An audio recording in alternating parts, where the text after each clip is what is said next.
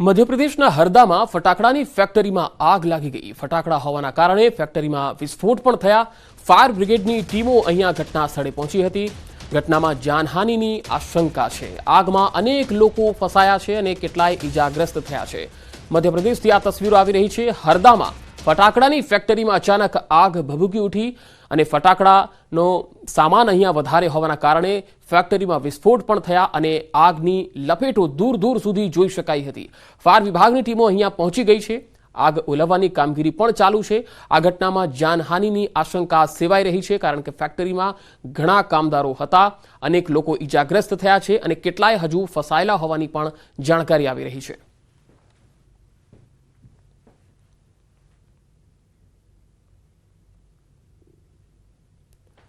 જૂનાગઢમાં આરોપીને માર મારી હત્યા કરવાના ગુનામાં પીએસઆઈની ધરપકડ કરાઈ છે। શહેરના બી ડિવિઝનમાં બનાવ બન્યો હતો। ટૂર એન્ડ ટ્રાવેલ્સ એજન્સીના સંચાલકને પીએસઆઈએ પૈસા માંગીને માર માર્યો હતો।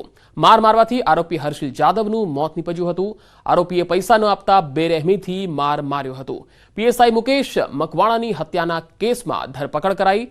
પોલીસ દ્વારા પીએસઆઈની પૂછપરછ શરૂ કરાઈ છે। હર્ષિલ જાદવે 3 લાખ નહીં આપતા માર માર્યો હતો। હત્યારા પીએસઆઈને આગામી સમયમાં કોર્ટમાં રજૂ કરાશે।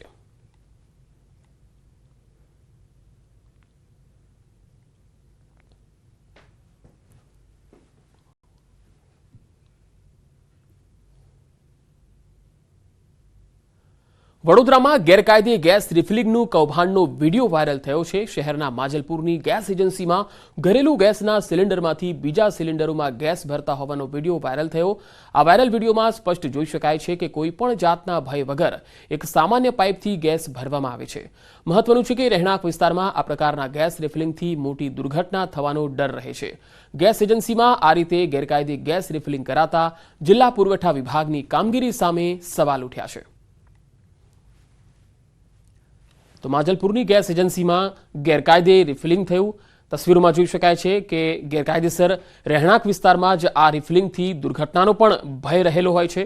તમે જોઈ શકો છો કે આ ઘરેલું ગેસ છે અને તેમાંથી ગેરકાયદેસર રીતે પાઇપ વાટે ગેસ કાઢાઈ રહ્યો છે। રાજકોટમાં નિખિલ દોંગાના રેગ્યુલર જામીન મંજૂર થયા। ગુજસી ટોકના ગુનામાં જેલમાં હતો। ગુજરાત હાઈકોર્ટે જામીન આપ્યા છે। નિખિલ દોંગાએ અનેક ગુનાને અંજામ આપ્યો છે। યુદ્ધ એજ કલ્યાણ ગ્રુપનો ફાઉન્ડર છે નિખિલ દોંગા। તેના રેગ્યુલર જામીન મંજૂર થયા છે। ગુજસી ટોકના ગુનામાં તે જેલમાં કેદ હતો। ગુજરાત હાઈકોર્ટે તેને જામીન આપ્યા છે।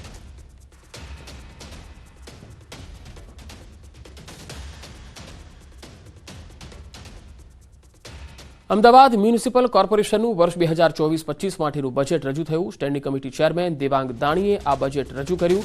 10,801 ડ્રાફ્ટ બજેટમાં 1461.83 કરોડના સુધારા સાથે એએમસીનું આ બજેટ રજૂ કરાયું હતું। વર્ષ 2024-25 માટે એએમસીમાં 12,262.83 કરોડનું બજેટ મંજૂર કરવામાં આવ્યું। આ બજેટમાં નવા કોઈપણ કરવેરાનો ઉમેરો નહીં થતા લોકોમાં ખુશી છવાઈ છે।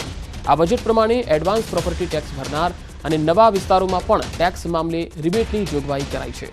આ બજેટ અંતર્ગત ઇલેક્ટ્રિક વાહનોના વેરામાં 100% રાહત અપાશે। ઉપરાંત કઠવાડા ખાતે નવી ગૌશાળા, રિવરફ્રન્ટ ખાતે ફાયર ચોકી તથા રાજપથ ક્લબથી બોપલને જોડતો અંડરપાસ તૈયાર કરવાનું આયોજન કરાયું છે। આ સિવાય હમ ફિટ તો ઇન્ડિયા ફિટ અંતર્ગત બાલવાટિકાથી ધોરણ 4 સુધીના બાળકોને દૂધ પાવડર પણ અપાશે। અમદાવાદના નવા નજરાણા સ્વરૂપે 20 કરોડના ખર્ચે ભારતના તમામ રાજ્યોના ફૂલોનું પ્રતિનિધિત્વ કરતો પ્રથમ લોટસ પાર્ક પણ બનાવાશે।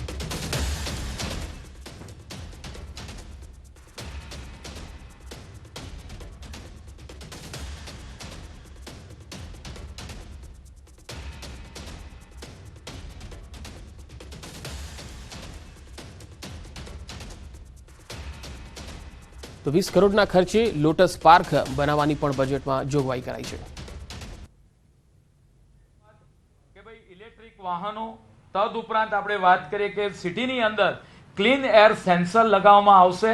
મહાનગરની અંદર જે જુદા જુદા હેરિટેજ ગેટ આવેલા છે એ આ હેરિટેજ ગેટનું બ્યુટિફિકેશન તદુપરાંત તેને લાઇટિંગ સાથે શણગારવામાં આવશે।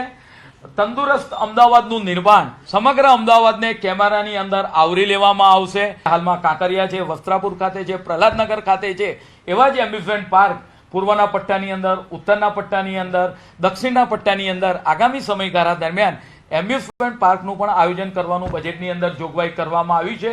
कहीं ना कहीं भारतीय जनता पार्टी के राज में अहमदाबाद म्युनिसिपल कॉरपोरेशन की तिजोरी खाली हो चुकी है। 31 मार्च 2023 तक 2024 तक 957 करोड़ रुपए का देवा अहमदाबाद म्युनिसिपल कॉरपोरेशन पर है। कहीं ना कहीं कांग्रेस पार्टी मानती है कि ये बजट कहीं ना कहीं भारतीय जनता पार्टी के लिए 10 में से सिर्फ 1 मार्क कांग्रेस पार्टी देती है और कहीं ना कहीं ये बजट भी हर तरीके की तरह से जुमलेबाज बजट है। कांग्रेस पार्टी का ये मानना है। દ્વારકાના ખંભાળિયા તાલુકાના ધરમપુર ગામે અનધિકૃત બાંધકામો પર તંત્રએ કાર્યવાહી કરી। ધરમપુર ગામે આવેલ ગેરકાયદેસર બાંધકામો તોડી પાડવામાં આવ્યા। ગ્રામ પંચાયત દ્વારા નોટિસ પાઠવ્યા બાદ ડેમોલિશનની કાર્યવાહી હાથ ધરાઈ હતી। ધરમપુર ગામે આવેલ રસ્તો પહોળો કરવાના મામલે પોલીસનો બંદોબસ્ત સાથે દબાણ હટાવવાની કામગીરી હાથ ધરાઈ હતી। 3 દિવસમાં 70થી વધુ રહેણાંક મકાન તેમજ કોમર્શિયલ બાંધકામો પર તંત્રએ બુલડોઝર ફેરવી કામગીરી કરી હતી।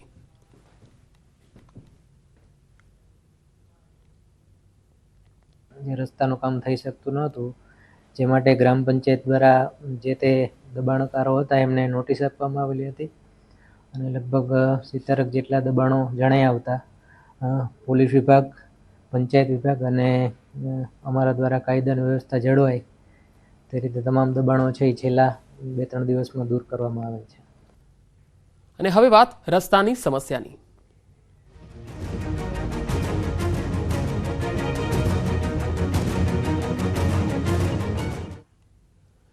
તાપી જિલ્લાનું નેશનલ હાઈવે 53 પર હાલ ખાડા રાજ જોવા મળી રહ્યું છે। નેશનલ હાઈવે પર મસમોટા ખાડા પડી જતા તંત્ર દ્વારા માત્ર થીંગડા મારીને જ સંતોષ માનવામાં આવી રહ્યો છે। સૌથી મોંઘો ટોલ ટેક્સ વસૂલનાર આ હાઈવે પર ઠેર ઠેર ખાડા દેખાઈ રહ્યા છે। વાહન ચાલકો પાસેથી મોટા પ્રમાણમાં ટેક્સ વસૂલવામાં આવે છે, છતાંય હાઈવે આ બિસ્માર હાલતમાં દેખાઈ રહ્યો છે, જેથી હાઈવેની હલકી ગુણવત્તાને લઈને સવાલ ઉઠી રહ્યા છે। હાઈવેની જાળવણી કરવામાં તંત્ર નિષ્ફળ બન્યું છે। આ હાઈવેને નેશનલ હાઈવે જેવો સુઘડ બનાવવામાં આવે તેવી માંગ ઉઠી છે।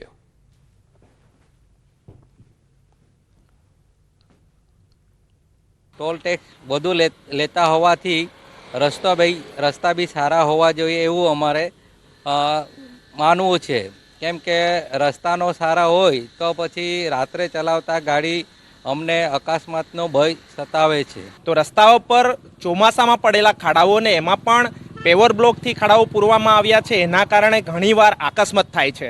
તાપી જિલ્લામાંથી પસાર થતા નેશનલ હાઈવે પર અનેક જગ્યાએ ખાડાઓ પડતા તંત્ર દ્વારા માત્ર થીંગડા મારીને જ આ હાઈવે ચલાવવામાં આવી રહ્યો છે। દ્રશ્યમાં જોઈ શકો છો કે આ નેશનલ હાઈવે 53 છે, જેમાં તંત્ર દ્વારા જે ખાડા પડતા માત્ર બ્લોક પાથરીને સંતોષ માનવામાં આવી રહ્યો છે।